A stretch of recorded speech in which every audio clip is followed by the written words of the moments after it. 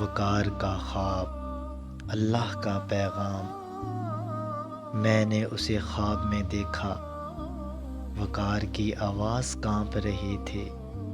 وہ کسی کو بتا رہا تھا۔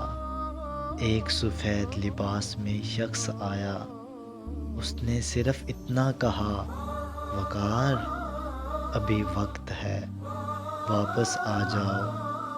مگر وقار کو سمجھ نہیں آیا، آخر واپس کس کی طرف؟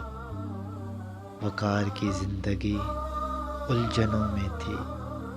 وہ ایک کامیاب بزنس مین تھا، مگر اندر سے خالی۔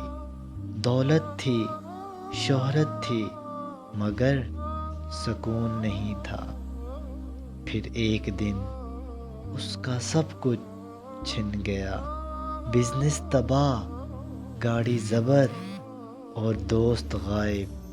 اسی رات وہی خواب دوبارہ آیا، وقار، ابھی وقت ہے، واپس آ جاؤ، واپس آ جاؤ۔ وقار نے اس خواب کو نظر انداز کیا، مگر اگلے دن ایک عجیب واقعہ ہوا۔ وہ سڑک پر چل رہا تھا، اچانک ایک کار اس کی طرف تیزی سے آئی اور ایک لمحے کے لیے وقت رک گیا۔ وہ بچ گیا، مگر زمین پر گر گیا۔ کانوں میں وہی آواز گونجی، وقار، ابھی وقت ہے، واپس آ جاؤ، واپس آ جاؤ۔ اس کے دل کی دھڑکن تیز تھی، آنکھوں سے آنسو بہہ رہے تھے۔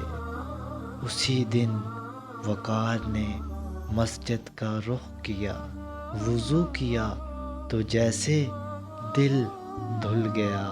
امام صاحب کے پاس بیٹھا تھا، انہوں نے بے ساختہ کہا، بیٹا، کبھی کبھی اللہ اپنے بندے کو جگانے کے لیے خواب بھیجتا ہے۔ وقار کے ہاتھ کانپ گئے اور وہ سمجھ گیا، وہ خواب کوئی عام خواب نہیں تھا۔ وقار نے سب چھوڑ دیا، کاروبار، دکھلاوا، جھوٹ، سب۔